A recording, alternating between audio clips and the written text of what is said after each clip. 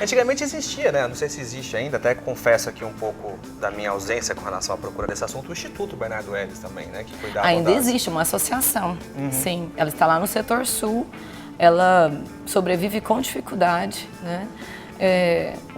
A gente tem uma série de problemas de políticas públicas para cuidar da nossa cultura, né? Então, não sei se todos sabem disso, por exemplo, nenhuma instituição goiana conseguiu ficar com o acervo do Bernardo Ellis. Ele foi vendido para a Unicamp um pouco antes dele morrer. Ele mesmo negociou a venda do seu acervo.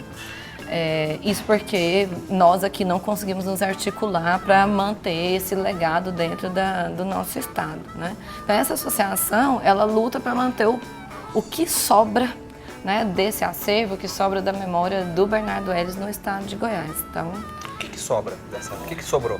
A viúva do Bernardo Ellis, a Carmelita, ela não vendeu tudo, né? Ela ficou ainda com uma parte do acervo. Mas nós não temos acesso a isso, então a gente não sabe exatamente dizer. É uma coisa ainda para se descobrir. Saindo um pouco dessa questão do acervo, qual que é o objetivo desse encontro que está acontecendo? O objetivo do seminário é duplo. Nós temos o objetivo, em primeiro lugar, de celebrar, obviamente, o Bernardo Ellis como grande escritor de literatura goiana que ele é. Lembrando que ele é o nosso único autor a estar presente na Academia Brasileira de Letras, né? Isso não é pouco, porque tem todo um processo, concurso, ele se empenhou muito nisso.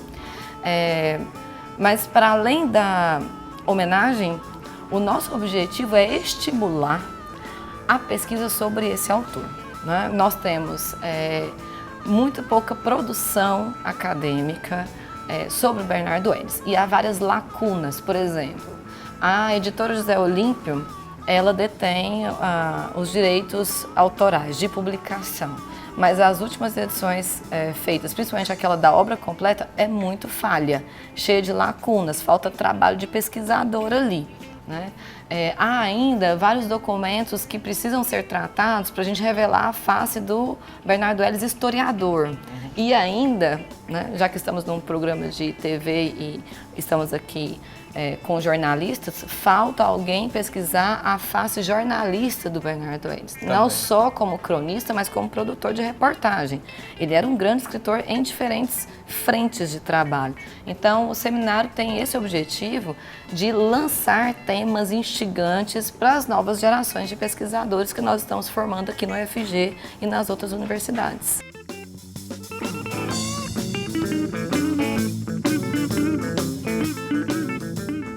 José Vanderlei Gouveia, sou bibliotecário e coordenador dos projetos dentro do ateliê tipográfico hoje. O ateliê, hoje ele é um espaço de laboratório que mostra o que foi a imprensa universitária aqui na Universidade Federal de Goiás. Então a gente reconstituiu a base da imprensa universitária da década que funcionou da década de 60 na criação da universidade até por volta de 1980, tal qual tipografia que vocês veem aqui. Mas além do resgate da memória gráfica propriamente dita, da história da imprensa e o destaque nessa história do que foi a imprensa universitária para Goiás, tem também o espaço laboratorial, espaço pedagógico, espaço museístico ou museológico. Tem todas essas vantagens que a gente vê, inclusive para as engenharias, a engenharia elétrica, a engenharia mecânica, em função das máquinas que a gente tem aqui, máquinas inventadas, por exemplo, em 1880, por aí, na Revolução Industrial, e que funcionam até hoje. Não que essas máquinas sejam com essa data, mas a concepção é daquela época e pouca coisa mudou, que são as linotipos.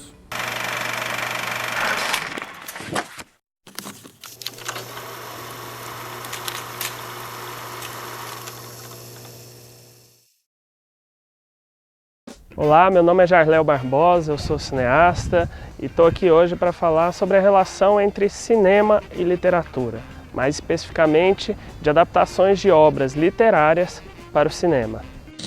Geralmente, quando a gente pensa na adaptação de obras literárias para o cinema, a gente tende a pensar primeiramente na história, ou seja, no universo narrativo que aquele livro engloba, esquecendo uma parte também que é fundamental dos livros e que precisa também ser transposta para os filmes, que é a questão formal dessa narrativa.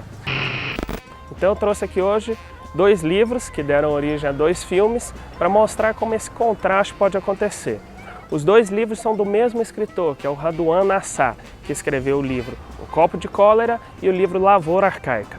Os 2 livros foram adaptados para o cinema. O livro Um Copo de Cólera foi adaptado pelo Aloysio Abranches e o livro Lavoura Arcaica foi adaptado pelo Luiz Fernando Carvalho.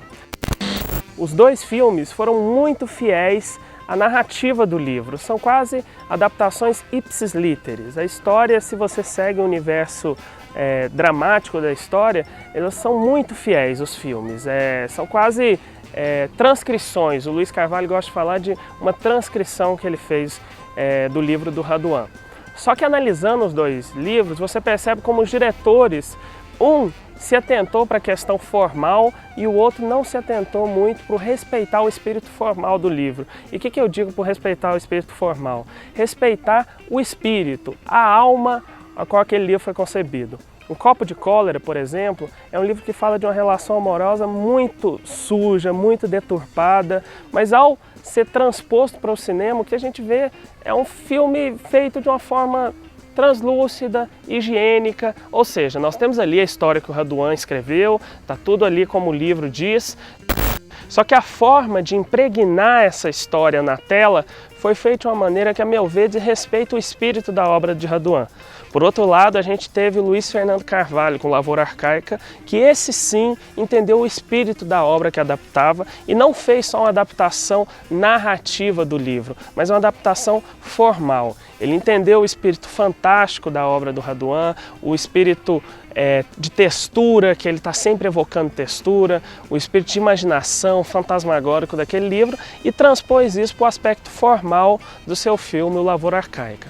Então, o que eu quero frisar sobre adaptações literárias é que não é só uma história, uma sequência de fatos que está sendo contada, é uma sequência de fatos de forma imagética. E nesse sentido a gente precisa se atentar para o que o livro nos diz imageticamente, que o livro também está construindo um universo imagético que o diretor pode tirar muito proveito na hora de fazer seu filme.